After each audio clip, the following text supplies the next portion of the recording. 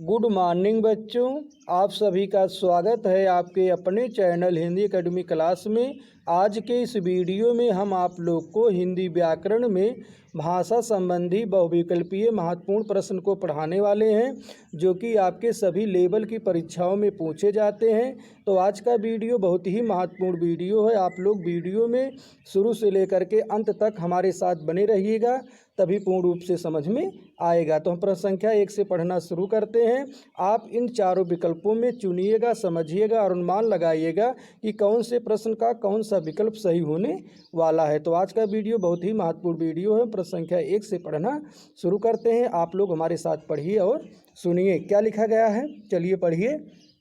प्रश्न संख्या 1 से, हिंदी किस भाषा परिवार की भाषा है? जिसमें 4 विकल्प दिया गया है। ए में है भारोपीय, बी में है द्रविड़, सी में है ऑस्ट्रिक और डी में है चीनी तिब्बती। इन चारों विकल्पों में आपको चुनना है, समझना और अनुमान लगाना है कि हिंदी किस भाषा परिवार की भाषा है। तो इसमें आप बताइए कि हिंदी जो है किस भाषा परिवार की भाषा है। तो आपके सामने राइट आंसर होगा ए भारोपीय। हिंदी भाषा परिवार की भाषा है। किस भाषा की? भारोपीय परिवार की भाषा है। तो इस प्रश्न संख्या हम 2 से पढ़ना शुरू करते हैं। क्या लिखा गया है? भारत में सर्वाधिक बोले जाने वाली भाषा कौन सी है? तो आपके सामने 4 विकल्प दिया गया है। ए में है हिंदी, बी में है संस्कृत, सी में है तमिल और डी में है उर्दू। इन चारों विकल्पों में आप चुनिए, समझिए और अनुमान लगाइए कि भारत में सर्वाधिक यानी कि सबसे अधिक बोले जाने वाली भाषा कौन सी है। तो आपके सामने कौन सा विकल्प सही होने वाला है, चलिए बताइए फटाफट। कौन सा विकल्प सही है? इसमें ए विकल्प सही है, हिंदी। भारत में सर्वाधिक बोले जाने वाली भाषा कौन सी भाषा है? क्या उत्तर मिला आपको? हिंदी भाषा। उसके बाद हम प्रश्न संख्या 3 से पढ़ना शुरू करते हैं। क्या लिखा गया है? हिंदी भाषा का जन्म हुआ है। ए में है अपभ्रंश से, बी में है लौकिक संस्कृत से, सी में है पाली प्राकृत से और डी में है वैदिक संस्कृत से। तो इन चारों विकल्पों में आप चुनिए, समझिए और अनुमान लगाइए कि हिंदी भाषा का जन्म हुआ है। तो किस भाषा से हुआ है? आपके सामने राइट आंसर होगा ए अपभ्रंश से। ठीक। इसके बाद हम प्रश्न संख्या 4 को पढ़ते हैं। क्या लिखा गया है? आप लोग हमारे साथ पढ़िए और विकल्प को बताइए कौन सा विकल्प सही होने वाला है। तो क्या लिखा गया है? निम्नलिखित में से कौन सी बोली अथवा भाषा हिंदी के अंतर्गत नहीं आती है? प्रश्न संख्या 4 को ध्यानपूर्वक आप पढ़िए कि निम्नलिखित में से यानी कि इन चारों विकल्पों में से आपको ये बताना है कि कौन सी बोली अथवा भाषा हिंदी के अंतर्गत नहीं आती है। तो इन चारों विकल्पों में ए में है कन्नौजी, बी में है बांगरू, सी में है अवधी और डी में है तेलुगु। तो इसमें आप बताइए कौन सी बोली अथवा भाषा हिंदी के अंतर्गत नहीं आती। तो इसमें आपके सामने सही उत्तर होगा डी, तेलुगु। इसके बाद हम प्रश्न संख्या 5 को पढ़ते हैं। क्या लिखा गया है? हिंदी की विशिष्ट बोली ब्रजभाषा किस रूप में सबसे अधिक प्रसिद्ध है? तो इसमें आपको बताना है कि हिंदी की विशिष्ट बोली ब्रजभाषा किस रूप में सबसे अधिक प्रसिद्ध है। आपके सामने 4 विकल्प दिया गया है। ए में है राजभाषा, बी में है तकनीकी भाषा, सी में है राष्ट्रभाषा और डी में है काव्य भाषा। तो इन चारों विकल्पों में आप चुनिए, समझिए और अनुमान लगाइए कि हिंदी की विशिष्ट बोली ब्रजभाषा किस रूप में सबसे अधिक प्रसिद्ध है। तो आपके सामने राइट आंसर होगा डी, काव्य भाषा। ठीक। इसके बाद हम प्रश्न संख्या 6 पढ़ते हैं। क्या लिखा गया है?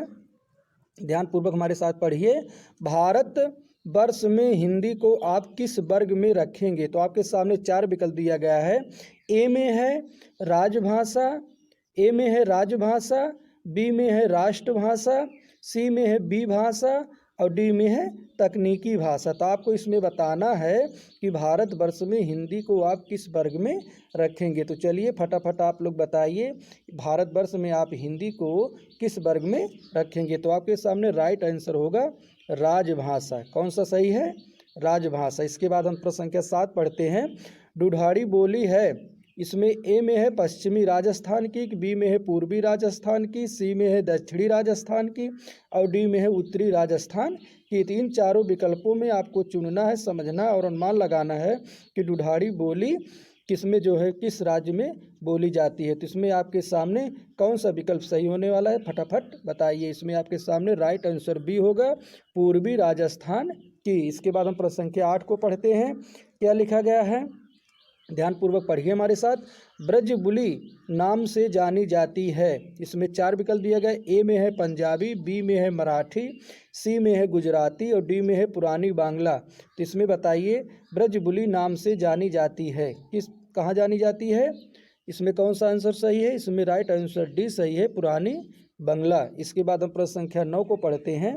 क्या लिखा गया है, निम्नलिखित में से कौन सी भाषा देवनागरी लिपि में लिखी जाती है? प्रश्न संख्या 9 को आप ध्यानपूर्वक सुनिए, बहुत ही इंपॉर्टेंट प्रश्न है कि निम्नलिखित में से कौन सी भाषा देवनागरी लिपि में लिखी जाती है? तो ए में है गुजराती, बी में है उड़िया, सी में है मराठी और डी में है सिंधी। तो इन चारों विकल्पों में आपको चुनना है, समझना और अनुमान लगाना है कि कौन सी भाषा देवनागरी लिपि में लिखी जाती। तो आपके सामने 4 विकल्प दिए गए हैं, चारों भाषाओं का नाम दिया है, गुजराती, उड़िया, मराठी और सिंधी। तो इसमें राइट आंसर होगा सी, मराठी। मराठी जो है भाषा जो है देवनागरी लिपि में लिखी जाती है। इसके बाद हम प्रश्न संख्या 10 को पढ़ते हैं। क्या लिखा गया है, आप लोग ध्यानपूर्वक हमारे साथ पढ़िए, बहुत ही अच्छा पंक्ति लिखा गया है। एक मनई के दुई बेटवे रहिन, ध्यानपूर्वक पढ़िए प्रश्न संख्या 10 को। एक मनई के दुई बेटवे रहिन, ओहमे लहुरा अपने बाप से कहिस, दादा धन माँ जौन हमर बखरा लागत हुए तौन हमका दैदा। यह अवतरण हिंदी की किस बोली में है? तो आपको इसमें बताना है। ए में है भोजपुरी, बी में है कन्नौजी, सी में है अवधी और डी में है खड़ी बोली। तो इसमें आपको यह बताना है कि यह किस बोली में यह पंक्ति जो है लिखा गया। तो एक बार हम पुनः फिर से पढ़ देते हैं, आप लोग ध्यानपूर्वक सुनिए और देखिए, पढ़िए हमारे साथ। क्या लिखा गया है, एक मनई के दुई बेटवे रहिन, ओहमे लहुरा अपने बाप से कहिस, दादा धनमा जवन हमर बखरा लागत हुए तवन हमका दई दा। यह अवतरण हिंदी की किस बोली में है? तो आपके सामने इसमें राइट आंसर सही होने वाला है सी, अवधी। ठीक, हम आशा करते हैं कि यह प्रश्न जो है आपको समझ में आ गया है। प्रश्न संख्या हम 11 से पढ़ते हैं। क्या लिखा गया है 11 में, आप हमारे साथ पढ़िए। प्रश्न संख्या 11 में देखिए, हमारे साथ फटाफट पढ़िए कि निम्नलिखित में से कौन सी भाषा संस्कृत भाषा की अपभ्रंश है? जिसमें 4 विकल्प दिया गया है। ए में है खड़ी बोली, बी में है ब्रजभाषा, सी में है अवधी और डी में है पाली। तो इसमें इन चारों विकल्पों में आपको बताना है, अनुमान लगाना है, समझना है कि कौन सी भाषा संस्कृत भाषा की अपभ्रंश है। तो इन चारों विकल्पों में आप फटाफट बताइए कि कौन सी भाषा जो है संस्कृत भाषा की अपभ्रंश है। तो आप फटाफट बताइए इसमें कौन सी भाषा सही है। तो इसमें आपके सामने डी है, पाली भाषा। इसके बाद हम प्रश्न संख्या 12 को पढ़ते हैं। अधिकतर भारतीय भाषाओं का विकास किस लिपि से हुआ है? जिसमें 4 विकल्प दिया गया है। ए में है शारदा लिपि, बी में है खरोष्टी लिपि, सी में है कुटिल लिपि और डी में है ब्राह्मी लिपि। इन चारों विकल्पों में आपको बताना है कि भारतीय भाषाओं का विकास किस लिपि से हुआ है। तो आप लोग बताइए इसमें कौन सा विकल्प सही होने। इसमें राइट आंसर डी विकल्प सही। इसके बाद हम प्रश्न संख्या 13 को पढ़ते हैं। क्या लिखा गया है, हमारे साथ आप लोग पढ़िए। हिंदी भाषा किस लिपि में लिखी जाती है? प्रश्न संख्या 13 को आप लोग ध्यानपूर्वक पढ़िए कि हिंदी की भाषा किस लिपि में लिखी जाती है। तो आपके सामने 4 विकल्प दिए गए। ए में है गुरुमुखी, बी में है ब्राह्मी, सी में है देवनागरी और डी में है सौराष्ट्री। तो इसमें बताइए सौराष्ट्री, इसमें बताइए आपको कौन सा भाषा किस लिपि में लिखी जाती है। तो हिंदी भाषा किस लिपि में लिखी जाती है, आपके सामने कौन सा विकल्प सही होने वाला है। तो इसमें राइट आंसर सही होगा देवनागरी। ठीक, इसके बाद हम प्रश्न संख्या 14 को पढ़ते हैं।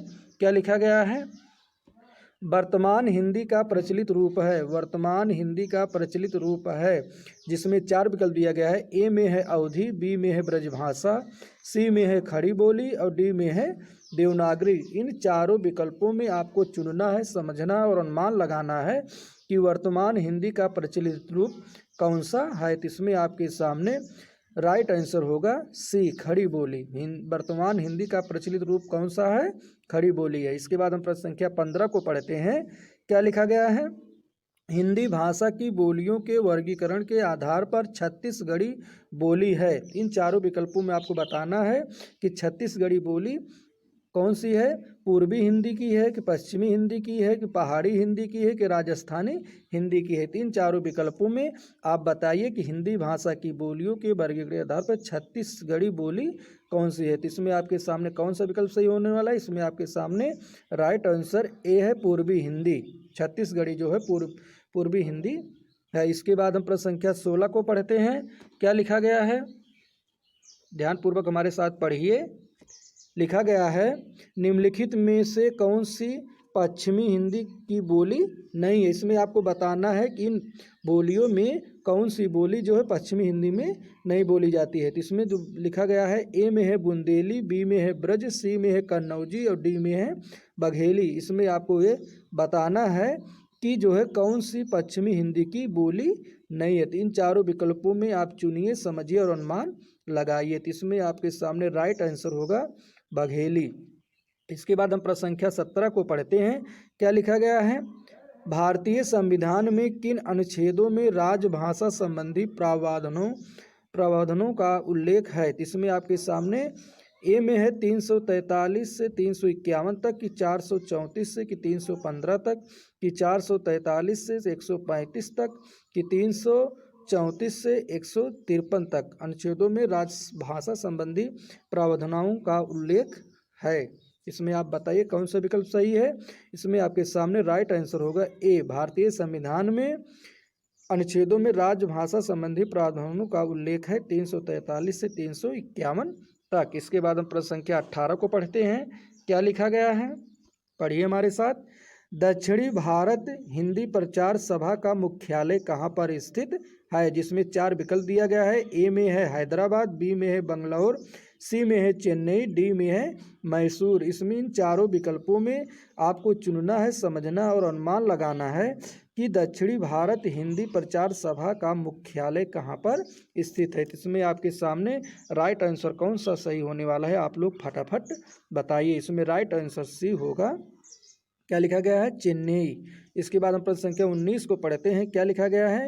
हिंदी भाषा के विकास का सही अनुक्रम कौन सा है? ए में है पाली प्राकृत अपभ्रंश हिंदी, बी में है प्राकृत अपभ्रंश हिंदी पाली, सी में है अपभ्रंश पाली प्राकृत हिंदी और डी में हिंदी पाली अपभ्रंश प्राकृत। इन चारों विकल्पों में आपको हिंदी भाषा के विकास का सही अनुक्रम कौन सा है यही बताना है। तो आपके सामने राइट आंसर होगा ए, पाली प्राकृत अपभ्रंश हिंदी। इसके बाद हम प्रश्न संख्या 20 को पढ़ते हैं। क्या लिखा गया है? संविधान के अनुच्छेद 351 में किस विषय का वर्णन है? तो आपके सामने 4 विकल्प दिया गया है। ए में है संघ की राजभाषा, बी में है उच्चतम न्यायालय की भाषा, सी में है पत्राचार की भाषा और डी में है हिंदी के विकास के लिए निर्देश। इन चारों विकल्पों में आप चुनिए, समझिए और अनुमान लगाइए कि कौन सा विकल्प सही होने वाला है। तो आपके सामने राइट आंसर होगा डी, हिंदी के विकास के लिए निर्देश। इसके बाद हम प्रश्न संख्या 21 को पढ़ते हैं। ब्रजभाषा है जिसमें 4 विकल्प दिया गया है। ए में है पूर्वी हिंदी, बी में है पश्चिमी हिंदी, सी में है बिहारी हिंदी और डी में है पहाड़ी हिंदी। तो इनमें आपको बताना है कि ब्रजभाषा कौन सी हिंदी की भाषा है। तो आपको इसमें इन चारों विकल्पों में आपको चुन करके बताना है। तो इसमें आपके सामने राइट आंसर होगा पश्चिमी हिंदी। इसके बाद हम प्रश्न संख्या 22 को पढ़ते हैं। क्या लिखा गया है? मगही किस उपभाषा की बोली है? मगही किस उपभाषा की बोली है? जिसमें 4 विकल्प दिया गया है। ए में है राजस्थानी, बी में है पश्चिमी हिंदी, सी में है पूर्वी हिंदी और डी में है बिहारी। तो इसमें आपको बताना है कि मगही किस उपभाषा की बोली है। तो आप लोग फटाफट बताइए। इसमें आपके सामने राइट आंसर होगा डी, बिहारी। इसके बाद हम प्रश्न संख्या 23 को पढ़ते हैं। हमारे साथ पढ़िए। हिंदी खड़ी बोली किस अपभ्रंश से विकसित हुई है? जिसमें 4 विकल्प दिया गया है। ए में है मागधी, बी में है अर्धमागधी, सी में है सौरसेनी और डी में है ब्रांचड़। इसमें आपको बताना है कि हिंदी खड़ी बोली किस अपभ्रंश से विकसित हुई है। तो आप बताइए फटाफट।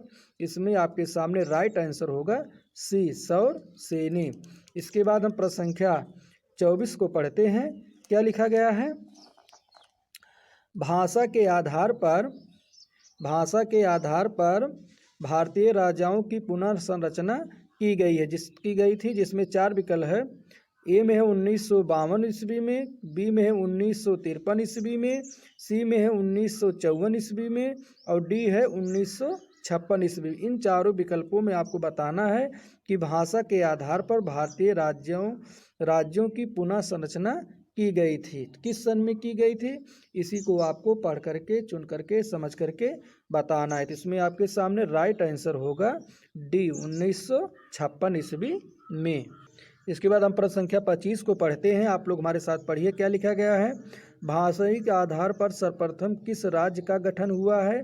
ए में है पंजाब, बी में है जम्मू कश्मीर, सी में है राजस्थान और डी में है आंध्र प्रदेश। इन चारों विकल्पों में आपको बताना है कि भाषाई आधार पर सर्वप्रथम किस राज्य का गठन हुआ। तो आपके सामने राइट आंसर होगा आंध्र प्रदेश। तो बच्चों, हम आशा करते हैं कि आज का वीडियो आप लोग को पूर्ण रूप से समझ में आ गया होगा।